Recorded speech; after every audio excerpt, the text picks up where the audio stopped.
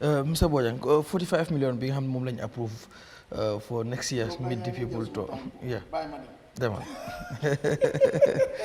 All right. You see, quickly we go back a bit. The parliament is a waste to this country in many ways. In many ways. And because he is here, I am very bold enough to say that. And even before my own father, Speaker. No, you have all the right because... Let me know, I'm coming, don't take my time. You see, did he tell us each year, how many times did he report the 500,000 that is given to him? Who was involved in the budgeting for that 500,000 to be given to him? Where was it put? How much part of that 500,000 that is given as constituency development fund for Banjul North? How much did they spend on development, on this, on that? And how did they come around that? You see, when we talk about accountability, it is not the central government alone. If Parliament is accepting 500,000, some are even saying there is constituency, allowance, 35,000. I'm not sure. I'm just telling you my sources, what I heard people say. I'm not interested whether it's true or not, but I know there are allowances. The number may be wrong. Now, if parliamentarians are saying, oh, this budget, we also want the parliamentarians to be talking about the constituency development fund and how do they come up with what Banjul needs or what Councillor needs or what this needs. So that whatever that comes from the taxpayer would be regenerative. It will, give something.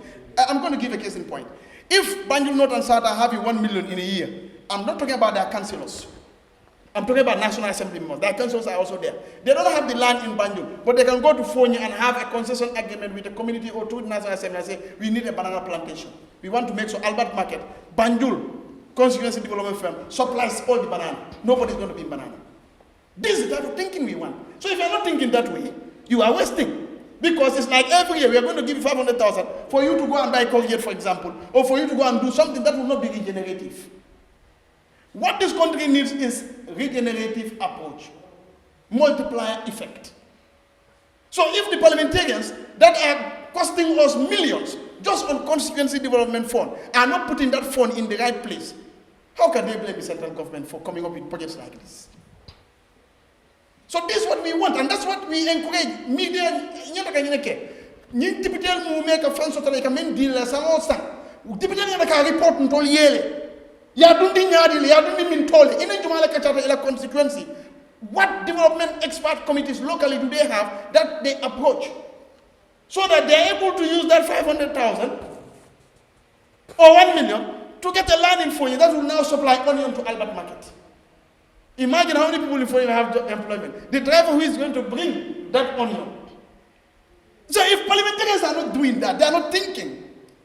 The greatest asset in a country is human capital. But the asset of human capital itself is thinking. So if you are not thinking, you are wasting. This is the problem. That is what you want to hear. Don't you feel the blame person back all budget? You also constituency, you lie down. You ninga neka di depense halis bobu nonu. You book the capital. So lolo issue. Motamana is a waste. Why? It is a waste because Gambians supported waste, meaning they gave waste to the parliament. That we need to begin to think. And you people should be asking them, I'm not dole be. Constituency development fund at the parliament, for example, itself, because Lolo is the same as meet the people talk. Halis la bunga jo nega si palas, ñu pasa ko ñu ko bëggé. Ñu def ko politique. Committee ñu la sédé ko nga jole ñu 500 bi di nga wala dañu jënd li. I know they'll say, oh, you go to parliament, you say invoice this. We understand all those things. But even if that is the case, the invoice you're taking is not regenerative. It's only buying you something that will just remain there, and in the future you even have to maintenance it. What is wrong with you looking for a land in Kalani for Banjul North so that you can have this thing? Now, aside from that, a similar thing is happening with the president's store, farmer store, whatever way you want to call it. You see, it's our money. We say, you are there and we gave you power, but we want you to think with our money. We want you to be rational because you have what you call a fiduciary responsibility to spend our money wisely in a multiplier effect manner, in a regenerative manner. That is why we all use groundnut to sow it in the soil and then it will germinate into many.